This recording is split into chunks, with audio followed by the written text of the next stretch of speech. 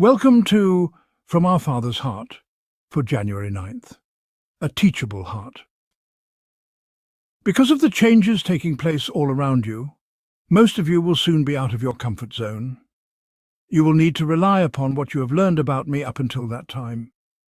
You will need to call upon your knowledge of who I am and what I consider to be valuable. That is why you have been in such rigorous training. I have placed you in continuously intensifying situations to train you and make you strong in preparation for the coming time. Most of you have responded favorably. You have learned to turn to me and me alone in your need. You have understood my desire that none should perish, and work toward that end as your priority each day. Your own needs and desires have decreasing value as you take on the values of Jesus. You are continually submitting to the finished work of the cross as your only source for life. I am very proud of you.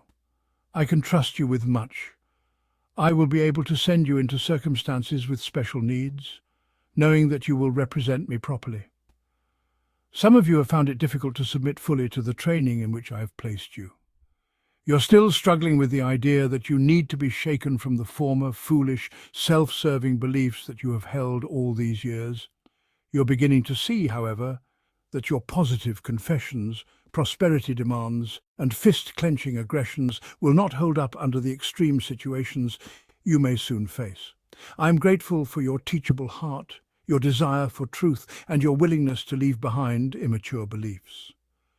As you submit to the truth of my word, I will build the necessary faith in you to trust me with everything. You will see prosperity as I see it.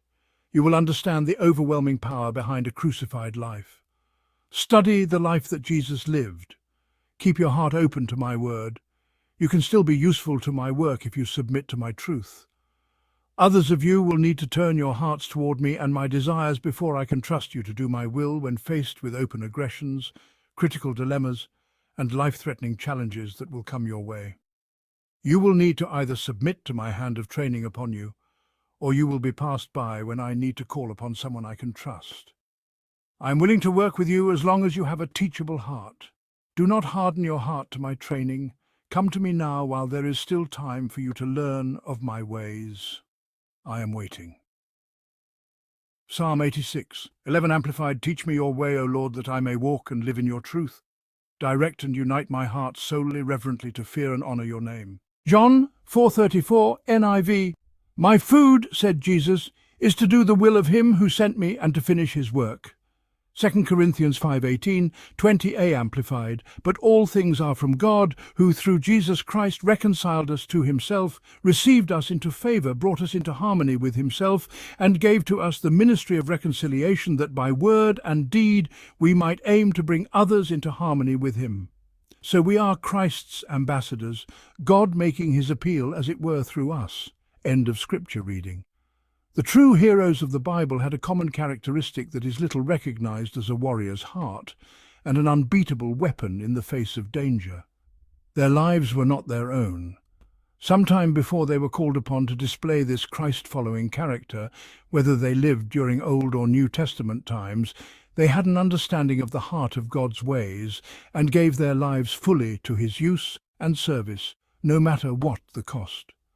The true Church of Jesus Christ fully recognizes the work that is being done in open, teachable hearts. It is a work of unquestionable submission to the cross and the kind of life it represents. It is the crucified heart that beats in unison with its Lord as a prepared bride, waiting for the wondrous moment of meeting her groom. As always, the enemy counterfeits a move of God to sidetrack its importance, in this case the heart of full submission and sacrificial giving. He calls upon those who follow his plan to seek physical martyrdom for some sort of eternal gain, denying the eternal gain achieved at the cross. The suicide tactics displayed in today's world show that distorted and misdirected zeal. The enemy's followers lay their lives down sacrificially in order to do harm to others and for their own gain. Jesus laid his life down for the benefit of others. God is calling his people to return to the heart that led Jesus to the cross.